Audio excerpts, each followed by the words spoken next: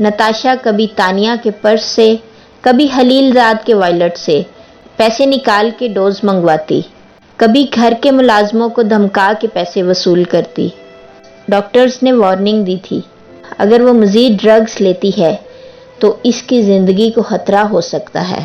نتاشا کی حالت روز بروز بگڑنے لگی۔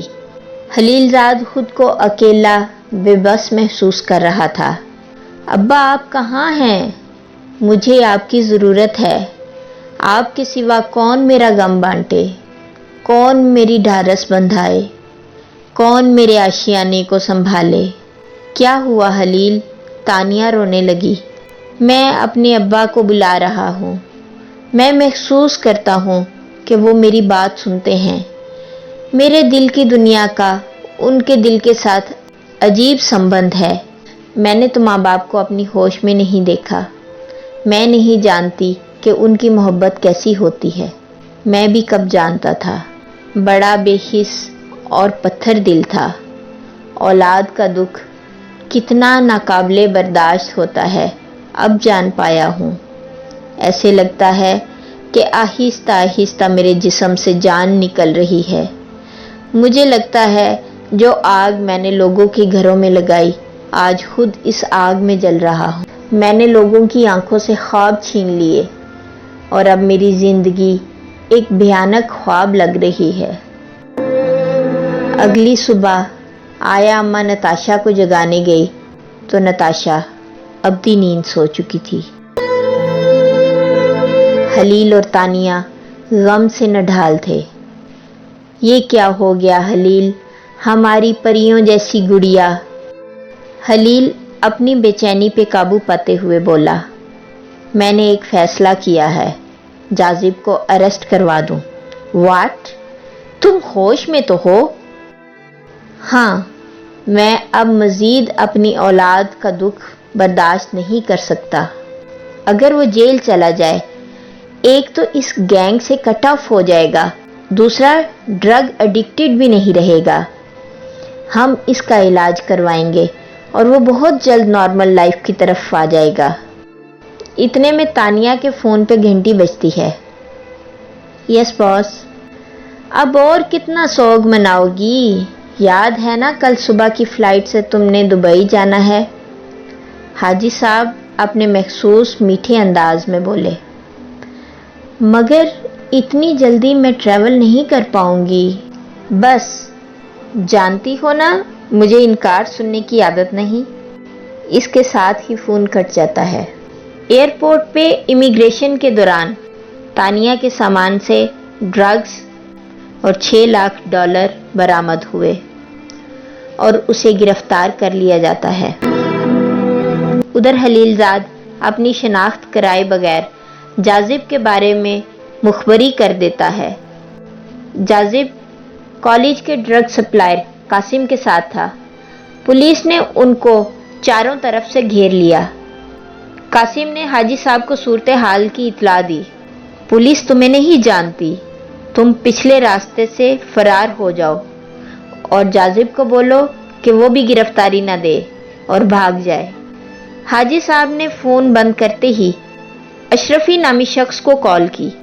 جی حاجی صاحب ٹھیک ہے، حکم کی تعمیل ہوگی جناب۔ قاسم کی ہدایات کے مطابق جاذب کھڑکی سے کود کر بھاگ کھڑا ہوا۔ سپاہی اس کا تعاقب کرنے لگے لیکن وہ ایک انجان سمت سے آئی گولی کا شکار ہو گیا جس سے وہ موقع پر ہی ہلاک ہو گیا۔ اشرفی کے فون کی گھنٹی بجی جس پہ وہ اطلاع دیتا ہے، کام ہو گیا حاجی صاحب۔ خلیل زاد غم سے نڈھال جاذب کے کفن و دفن سے فارغ ہوا ہی تھا کہ سادہ کپڑوں میں ملبوس پولیس آفیسرز اسے گرفتار کر لیتے ہیں۔ آپ کی فیکٹری پہ چھاپے کے دوران بھاری مقدار میں منشیات برآمد ہوئی ہیں، آپ کو ہمارے ساتھ جانا پڑے گا۔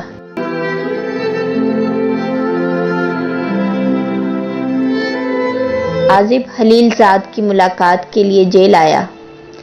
پاپا، آپ اپنا سب کچھ حکومت کے حوالے کر دیں، میری فکر نہ کریں۔ خلیل زاد خالی نظروں سے اسے دیکھ رہا تھا۔ मुलाकात का वक्त खत्म हुआ, सिपाही ने इतला दी। आजिब ड्राइवर के साथ घर जाते हुए चौंका। आप मुझे कहाँ लेके जा रहे हैं? ये घर का रास्ता नहीं है अंकल। फिक्र न करें छोटे बाबा, हम हलील साहब के एक दोस्त को मिलने जा रहे हैं।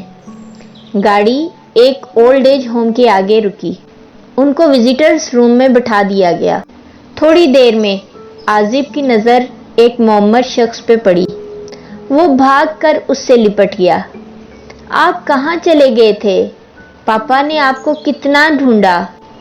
वो दुनिया मेरे लिए नहीं थी। मैं थक गया था, हार गया था, इसलिए मैं यहाँ चला आया।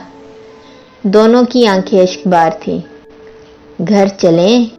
मेरे घर? आजिब ने हैरत से पूछा। नहीं, हमारे घर। तुम चलोगे मेरे साथ? वो बुजुर्ग मुस्कुराए।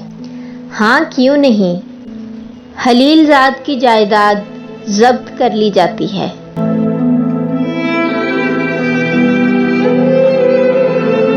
उसके बैंक अकाउंट्स सील कर दिए जाते हैं। 3 साल की कैद बामुशक्कत काटने के बाद उसके अच्छे बर्ताव की वजह से उसकी सज़ा कम कर दी जाती है। आज उसकी रिहाई का दिन है। आजिब जेल के बाहर उसका इंतज़ार कर रहा है। आजिब मेरी जान, तुम कहाँ थे? ठीक हो ना? कहाँ रहे? मुझे तुम्हारी बहुत फिक्र थी।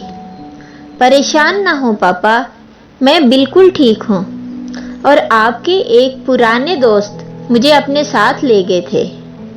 मैं उनके साथ ही रहता हूँ। मेरे पुराने दोस्त? हलील ज़ाद ने हैरत से पूछा। आजिब ने मुस्कुराकर रिक्शे का पिछला दरवाज़ा खोला और वो मुअम्मर शख्स रिक्शे से उतर आया। अब्बा आप? हलील ज़ाद हैरत खुशी से बेकाबू उस शख्स के साथ लिपट गया। कहाँ चले गए थे आप? मुझे माफ़ कर दें। वो फूट फूट के रोने लगा।